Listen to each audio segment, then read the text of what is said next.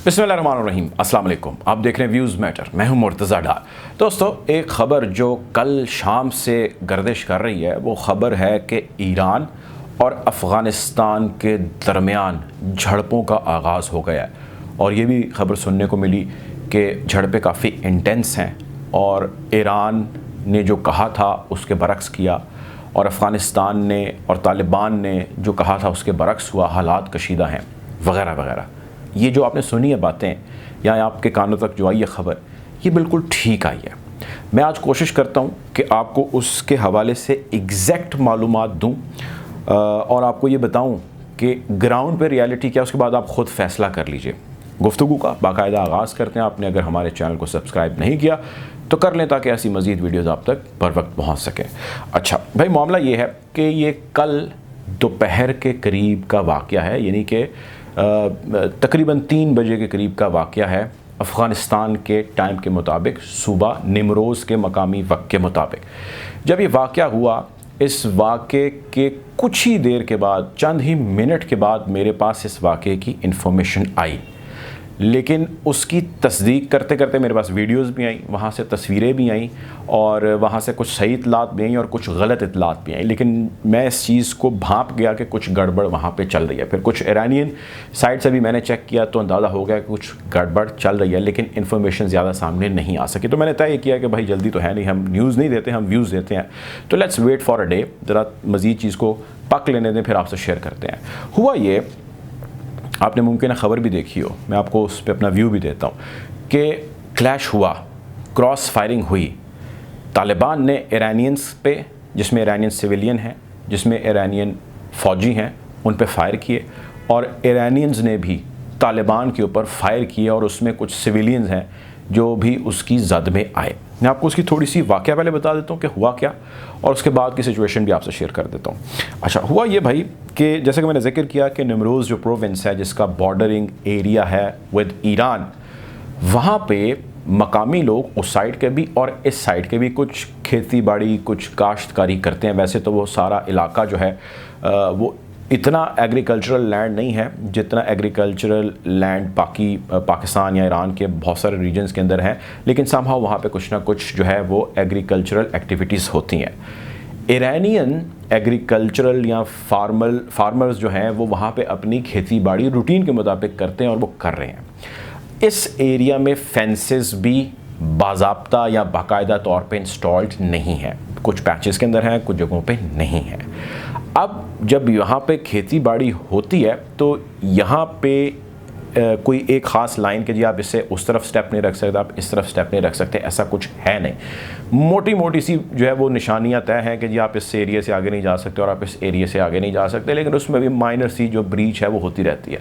सो उस ब्रीच का एरिया और उससे पिछली लेयर के अंदर सिक्योरिटी फोर्सेस जो है वो बैठी रहती हैं, आगे जो है काम हो रहा होता है। ईरानियन फार्मर्स फार्मिंग अपनी कर रहे थे और उसी के अंदर जो मूवमेंट थी वो अपनी जारी रखे हुए थे।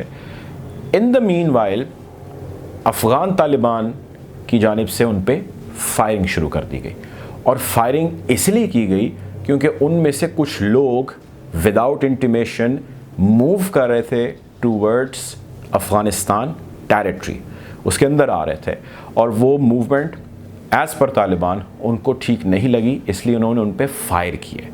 जो फायर उन्होंने किए वो उनका कहना है कि हमने डिलिबरेटली किए और किसी को न्यूट्रलाइज़ करने के लिए, जो एक टेक्निकल टर्म है, या यूँ कह लें कि किसी को मारने के लिए नहीं किए, उनको तंबीह करने के लिए फायर किए।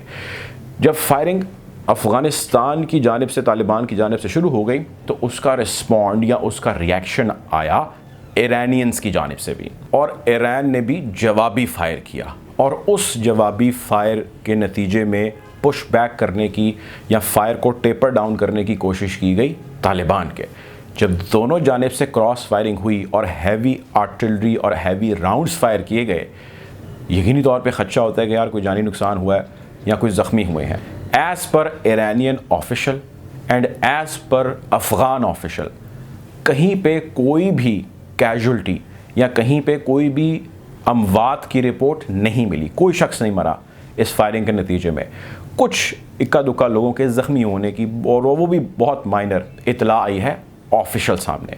और अनऑफिशियल कुछ जगहों पे ये इतलात हैं या रिपोर्ट है कि कुछ फ़ौजी जो है वो मारे गए हैं, जहाँ बहक हुए हैं। 3 से 4 इतलात आती हैं कि जी तालिबान है इसमें जो मारे गए हैं, जहाँ बहक हुए हैं, और इसमें 4 से 6 जो है वो ईरान के फ़ौजी जहाँ बहक हुए हैं। अब वो दुरुस्त हैं या वो नहीं दुरुस्त, ऑफिशियल वर्जन ये है दोनों ममालिक का कि भाई ये नहीं हुआ। अच्छा, यहाँ तक आप बिल्कुल क्लियर हैं। फिर इतलात आती हैं कि तालिबान ने प्रोसीड किया है ईरानियन टेरिटरीज़ में, उनकी चेक पोस्ट के ऊपर कब्ज़ा किया है, उसको क्लियर कराया और बहुत सारी चीज़ें और हथियार अपने हाथ में लिए हैं, कुछ दस्तावेज़ात वहाँ पे जलाई हैं और बहुत सारी चीज़ें वहाँ पे जो उनके ख़्याल से उन्हें तबाह कर देनी चाहिए थी उन्होंने वो भी की हैं। इसको भी दोनों ने रद्द किया है, इसको दोनों ने डिक्लाइन किया है। दोनों ममालिक की जानिब से, यानी कि ईरान की जानिब से भी और अफ़गान तालिबान की जानिब से भी ये स्टेटमेंट आया कि ये वाक़या हुआ है और ये एक मिसअंडरस्टैंडिंग का नतीजा है। ईरानियंस ने भी गलत समझा, अफ़गान तालिबान ने भी गलत समझा। मामला ग्राउंड पर एक छोटी सी चिंगारी थी जो थोड़ी सी बढ़ने लग गई या एक आग की सूरत इख्तियार कर सकती थी, लेकिन उसने नहीं किया क्योंकि दोनों जानिब से रीडिंग गलत हो गई, मिसअंडरस्टैंडिंग हो गई, कन्फ्यूजन हो गई, जिसकी वजह से हुआ, वरना कोई ऐसा मामला नहीं है। अच्छा, यहाँ तक तमाम चीज़ें जो मैंने आपको बयान की हैं ये ऑन पेपर भी हैं, ऑन रिकॉर्ड भी हैं, इसकी वीडियोस भी हैं, इसकी तस्वीरें भी हैं, बहुत सारी। बिकॉज ऑफ यूट्यूब पॉलिसी जो है वो नहीं चला सकते या हम नहीं चलाते। मेरे पास कल की भी कुछ इन्फॉर्मेशन मौजूद है, जब ये वाक़या हुआ तो उसके थोड़ी देर बाद की।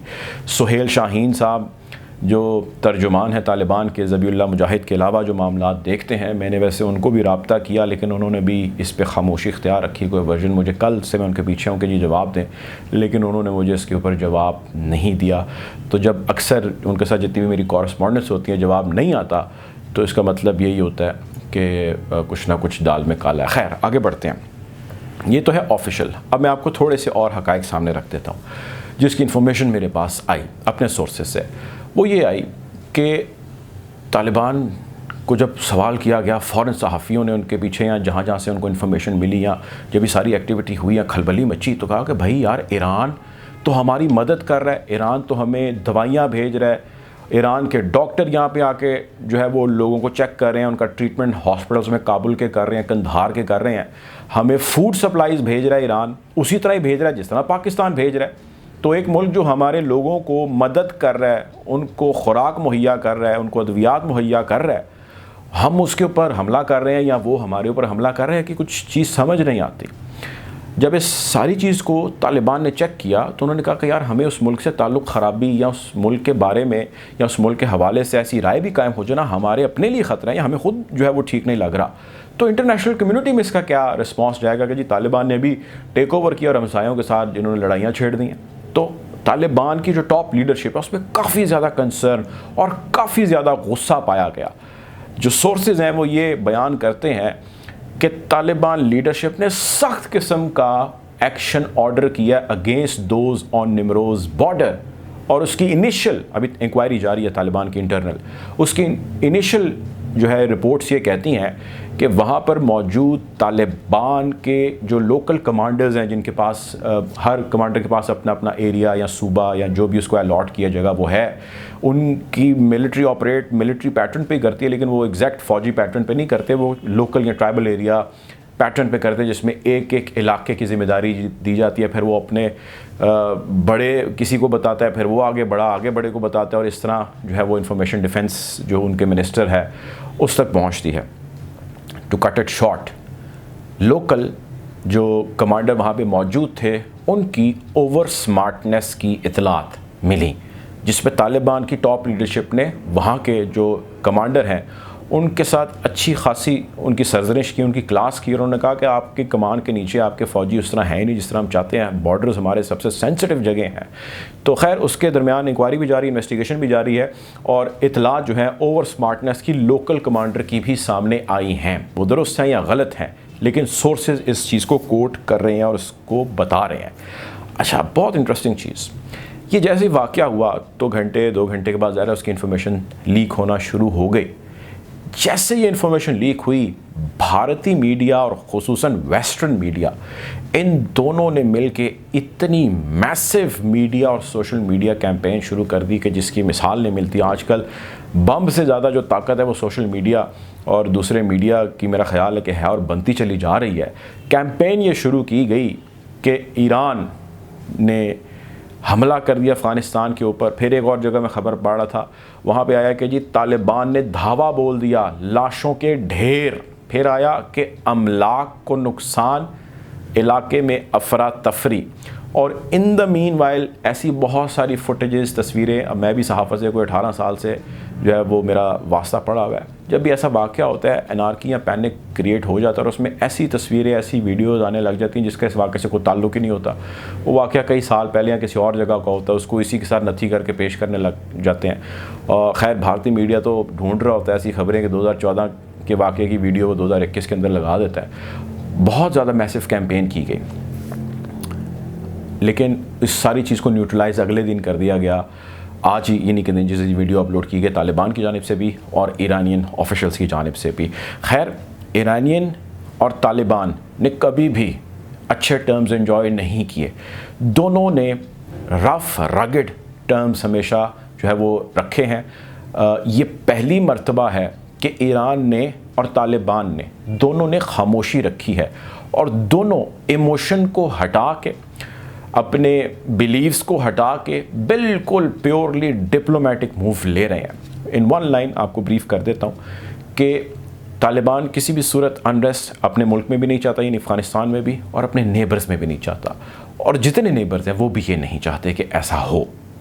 जब ये लोग आपस में ये तय कर लेते हैं तो फिर एक दूसरे की जिस हद तक हो सकती है वो हेल्प आउट करने की कोशिश करते हैं। एग्जैक्ट इसी स्ट्रैटेजी पे फ़िलहाल ईरान जो है वो चल रहा है। इसमें एक ऐड ऑन है, वो ये है कि पाकिस्तान का बहुत कलीदी किरदार है जो सारे मामले में है। और इस अफ़गानिस्तान वाले मामले पे ईरान अभी तक लुक अप टू पाकिस्तान, जो पाकिस्तान कहता है, जैसे पाकिस्तान कहता है, ईरान फ़िलहाल उसके पीछे लबैक कर रहा है on the matter of Afghanistan. कब तक करता है ये यकीनी तौर पे आने वाला वक्त बताएगा। खैर, हम कोशिश करेंगे बदलती सूरत हाल के हवाले से आपको अपडेट रखें। अपना ख्याल रखें, दुआ में याद रखें। अल्लाह हाफ़िज़।